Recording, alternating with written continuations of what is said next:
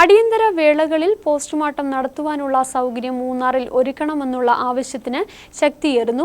വിദൂരങ്ങളിൽ postmortem നടത്തേണ്ടി വരുന്നത് മരിച്ചവരുടെ ബന്ധുക്കൾക്ക് നേരിടേണ്ടി വരുന്നത് നിരവധി ദുരിതങ്ങളാണ്. മൂന്നാറിൽ ഇതിനുള്ള സൗകര്യം ഒരുക്കുകയാണെങ്കിൽ അത് പ്രയോജനപ്പെടുക 6 പഞ്ചായത്തുകൾക്കാണ്. മൂന്നാറിൽ മുൻപ് മൃതദേഹങ്ങൾ പോസ്റ്റ്മോർട്ടം നടത്തുവാനുള്ള സൗകര്യമുണ്ടായിരുന്നു. മൂന്നാർ നല്ലതണ്ണി റോഡിൽ പ്രിയ തിയേറ്റർ ജംഗ്ഷനിൽ ദേവികുളം ബ്ലോക്ക് പഞ്ചായത്തിന് കീഴിലുള്ള കെട്ടിടത്തിലാണ് ഇത് പ്രവർത്തിച്ച് വന്നിരുന്നത്. കാലക്രമേണ ഈ കെട്ടിടത്തിനെതിരെ ആക്ഷേപങ്ങൾ ഉയർന്നതിനെ തുടർന്ന് ഇതിന്റെ പ്രവർത്തനം നിലച്ചിരുന്നു. തുടർന്നാണ് മൃതദേഹങ്ങൾ പോസ്റ്റ്മോർട്ടം നടത്തുവാൻ ദൂരസ്ഥലങ്ങളിലേക്ക് കൊണ്ടുപോകേണ്ടി വന്നത്. മൂന്നാറിൽ നിന്നും പോസ്റ്റ്മോർട്ടത്തിനായി കോട്ടയം, ഇടുക്കി, അടിമാലി എന്നിവിടങ്ങളിലേക്ക് കൊണ്ടുപോകുന്നത് കാരണം വലിയ ബുദ്ധിമുട്ടുകളാണ് നേരിടേണ്ടി വരുന്നത്.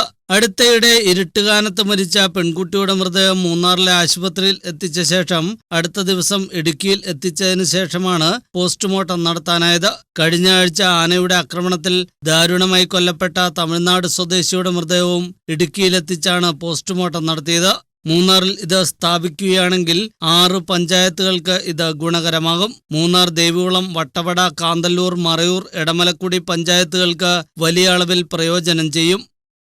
ഓരോ പോസ്റ്റ്മോർട്ടത്തിനും ഈ പാവപ്പെട്ട എസ്റ്റേറ്റ് തൊഴിലാളികൾ അവരുടെ ആയിരക്കണക്കിന് രൂപ ചെലവഴിച്ചാണ് മരണപ്പെട്ട പിന്നെയും ആയിരക്കണക്കിന് രൂപ ചെലവഴിച്ചാണ് മറ്റ് സ്ഥലങ്ങളിൽ ചെന്ന് പോസ്റ്റ്മോർട്ടം ചെയ്യണം.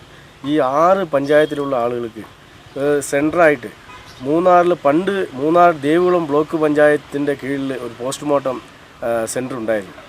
അതുപോലെ ഈ മൂന്നാറിൽ ഒരു സംവിധാനം ഉണ്ടാക്കണം.